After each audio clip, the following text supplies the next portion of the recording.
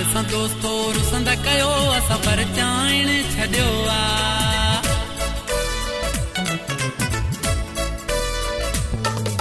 ख़्याल सां दोस्तो रुसंदा कयो असां परचाइण छॾियो आ। असां परचाइण छॾियो आ। मतां रुठाई दोस्तो रहिजी वञो जीअं ज़मानो हले थो तीअं हलो। घणो असां बि यारो सबुर कयो कंहिंजी नाजाइज़ी हाणे कोन सहिबो। गॾु वधना कंहिंखे चवंदा कयो असां परचाइण छॾियो आ। असां परचाइण छॾियो आ। हा ख़्याल सां दोस्तो रुसंदा कयो असां परचाइण छॾियो आ। असां परचाइण छॾियो आ। मतां रुठाई दोस्तो रहिजी वञो जीअं ज़मानो हले थो तीअं हलो। कंहिंजी नाजाइज़ी हाणे कोन सहिबो।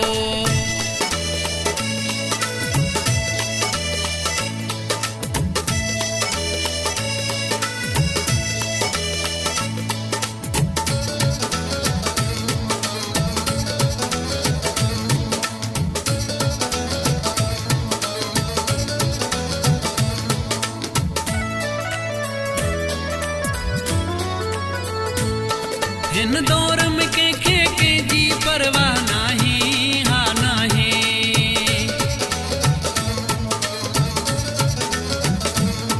हिन दौर में कंहिंखे कंहिंजी परवाह नाही। हा नाही हर को पंहिंजे घरों पियो थो खाए।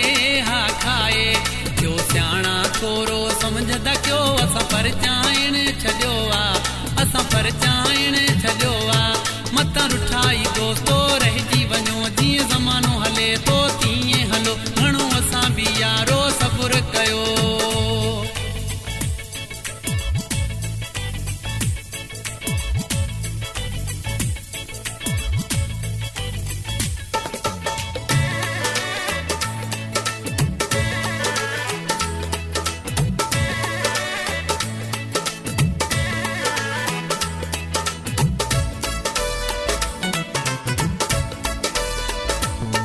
हिकु जीअ ॾींदो सो जीअ ॾींदो मो यारो। हा यारो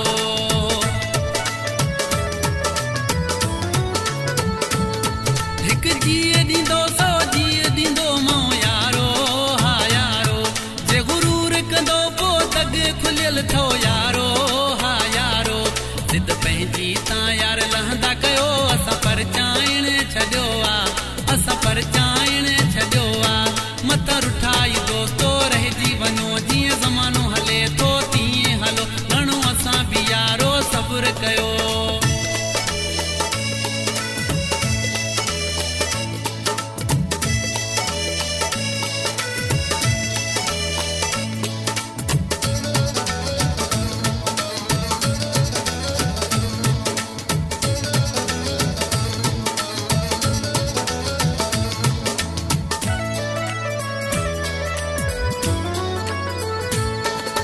रियाज़ मौलाई जी सच्चाई समझो तव्हां समझो।